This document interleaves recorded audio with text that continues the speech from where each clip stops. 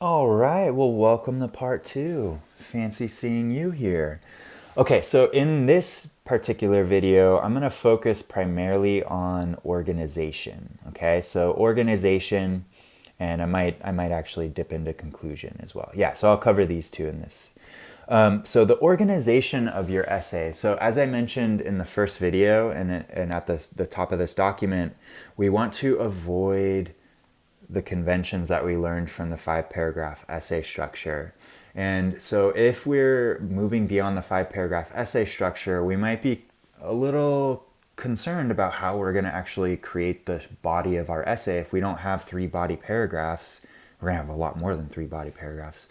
So how do we do that? How do we organize our ideas? How do we organize our essay so that it's effective and does reflect the complexity of our analysis and of our ideas? So let's see here. So one thing that I caution you against doing is organizing your essay around the 4 rhetorical devices. Okay, so do not just organize around ethos, pathos, logos, kairos. So in other words, don't just say, all right, I'm going to talk about all of the examples of ethos in this one section of my essay. Now let me move on to all the examples of pathos. And now let me move on to all the examples of logos and then to kairos. Right? That treats the 4 rhetorical devices as separate, distinct things that don't work together. But as you recall from the rhetorical devices lecture and the rhetorical matrix, these things work together more often than not, right? So it's important that we treat them as the example I use in the lecture is like the Beatles, right? The band, the Beatles, right? Each member has a distinct role to play, but they all come together to create the thing together, right? So the same is true with ethos, pathos, logos, and kairos. They all work together. So we want to try to figure that out. That's one of the things that we're trying to do here. So one of the objectives of this essay is to demonstrate your understanding of how these 4 rhetorical devices work together. So you will be doing yourself a disservice by discussing them separately in your paper.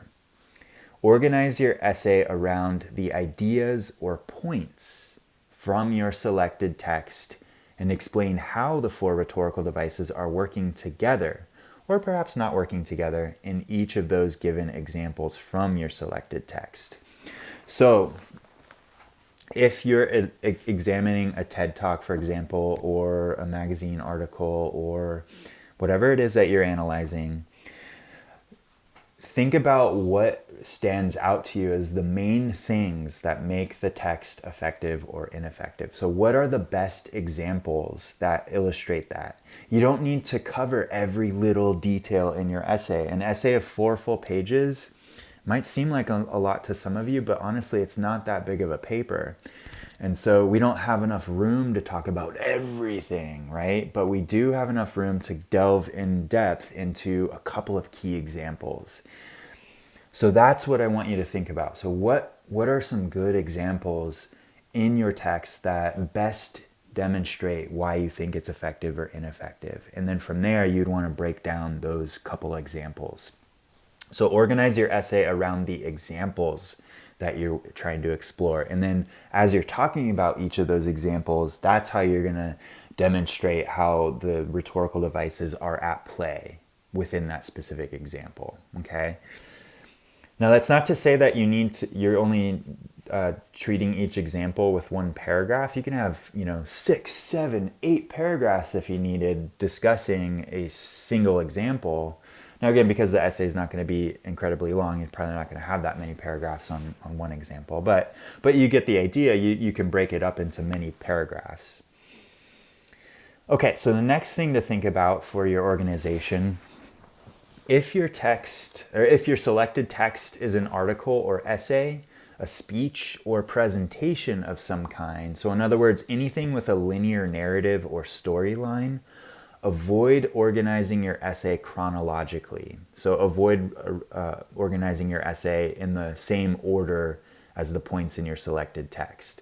So for example, if you are analyzing a speech, avoid organizing your essay in the same order that all the points in the speech come. So then you say, first, the speaker says blah, and then the next thing the speaker says is blah, and then after that, the speaker brings up blah, and then the speaker says this, and then this, and then this, and on, and on, and on, and on. So you see that can be a little cumbersome and a little, it could be a little tedious for your reader as well if you're just going through everything in order. So as I was mentioning earlier, organizing your essay around some of those key examples that best demonstrate why you think the speech or the text is effective or ineffective. The same is true with this. So you can go out of order. You can, if in your text you want to point, you want to discuss two main examples of why you think the text is effective. If the first example that you discuss in your essay is actually, the last example in the original text, that's okay. You're the one writing your essay, so you can decide which order you want to put your points in. Just make sure that it makes sense and helps to develop your essay's point, right? So I recommend not organizing it in the same chronological order as your text if it is something that does have a narrative or a linear kind of progression, if that makes sense. So consider organizing your essay climactically, that is, ordering your points so that they build toward the most important or powerful one near the end of your essay, so toward your essay's climax. That's where climactically comes into play, climax, climactically. So yeah, build up in importance, right? That's how you entice your readers to want to continue on. So going back to video 1 when we were talking about the hook, that's not what entices your reader to want to read. It's the quality of your writing, the quality of your analysis. Is it compelling? That's what entices your reader to want to continue on. So if your points keep getting better and better and better, it's like, hey, I want to keep reading, right?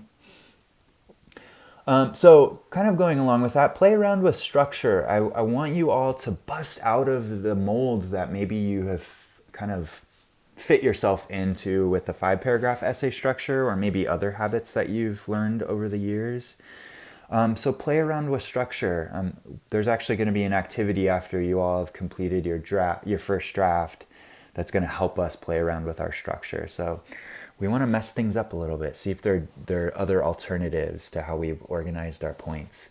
It is entirely possible to focus on an element that occurs later in your selected text near the beginning of your essay.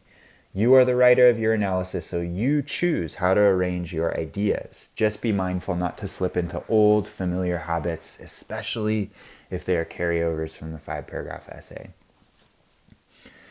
All right, so the next thing here with organization is there's a term that I've come up with to describe another carryover from the 5-paragraph essay structure, and it's also something that we see kind of commonly in articles these days. They're actually more commonly called listicles because they just list everything. All right, so avoid the listing effect. That's what I call it, the listing effect. Avoid that. That is, avoid treating your points as though they are separate, disconnected items in a list. Strive to treat your points as a unified progression of ideas, one that builds toward greater meaning or understanding. How does one point lead into the one that follows, and so on? So think of each point in your essay or each paragraph in your essay as a single link in a longer chain of meaning, right?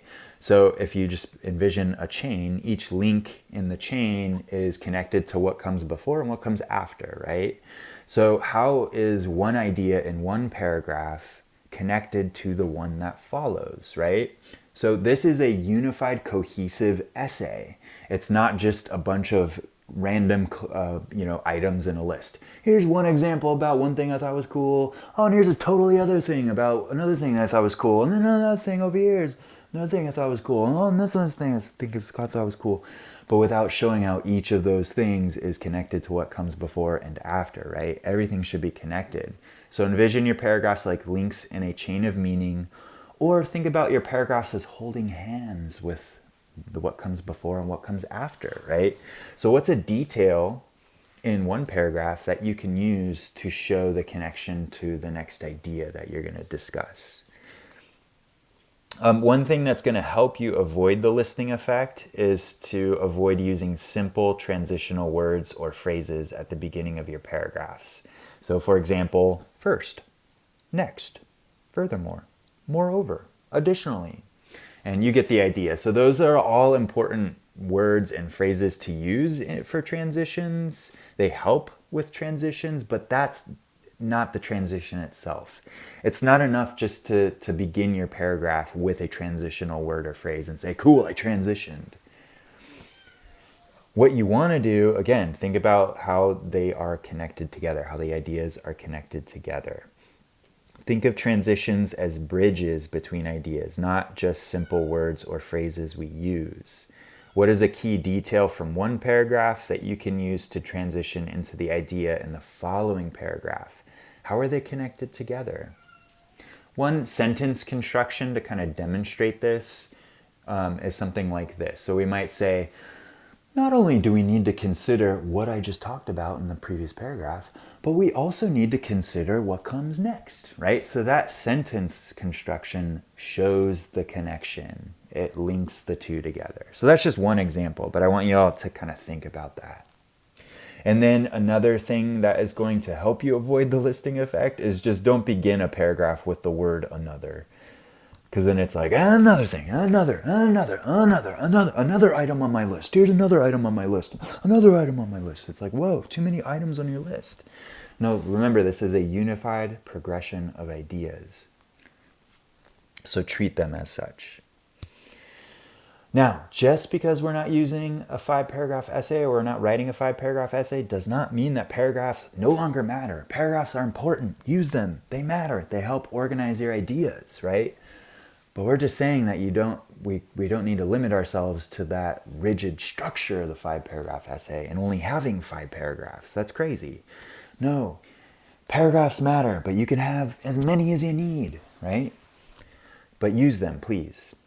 And just keep in mind, so each paragraph should focus on one main point, but it is fine to break a larger point into multiple paragraphs if you need. So if there are kind of multiple aspects to a single point, break them into a couple of different paragraphs. It's okay. That's fine. But that is going to help your readers make sense of those things. It's also going to help you as the writer when you're organizing these ideas because you have a better sense of where everything is in your essay. Okay, so the final thing I'll discuss in this video, and then I'll conclude, is the conclusion. But there will be a third video, so stay tuned for the third video.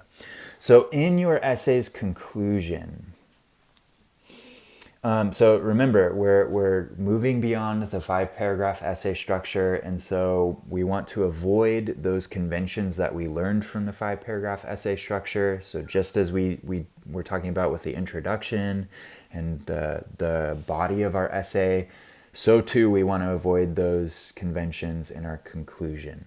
Okay, so effective conclusions are not just summaries of your essay's main points. Okay? Your readers are smarter and more attentive than that, all right? So just as you are smarter and more attentive than the 5-paragraph essay, your readers are smarter and more attentive than the 5-paragraph essay. You don't need to just summarize what you just told us, all right? You can remind your readers of what the main point is, but that's not what your conclusion should solely do. Instead, address the so what question by underscoring the significance of your selected text and the ideas you have explored. So in conversation, when we use that phrase, that question, so what? So you're talking to your friend says, so what? Your friend is really asking, like, why is this important? Why should I care about this? Why does this matter to me, right? So that's what an effective conclusion is going to do. It's going to underscore the significance of these ideas. Why does this stuff matter? Yeah, so why does this matter? Why should we care? How does this connect to the, quote, real world? So here, to address this so what question, in this essay, so your primary focus for this essay project is to conduct a rhetorical analysis, not necessarily to express your point of view on the opinion.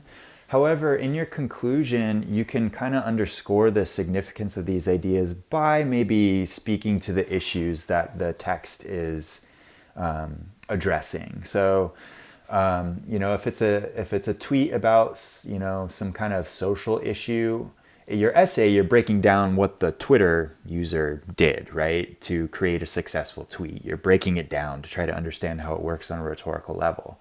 However, in your conclusion, that's where you can kind of connect it to the bigger picture, And it's important this text is effective because this is an important message and blah, blah, blah, right? So that's how you can address the so what question. In your conclusion, 1 or 2 paragraphs. And then avoid beginning your conclusion with "in conclusion" or the like. Generally, that's more appropriate for a speech when you need to actually tell your audience because they can't read it.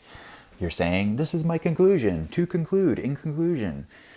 However, in an essay, we don't need to say that, and it is a little cheesy. And if you're addressing the so what question, then your readers are going to know that this is the conclusion to your essay.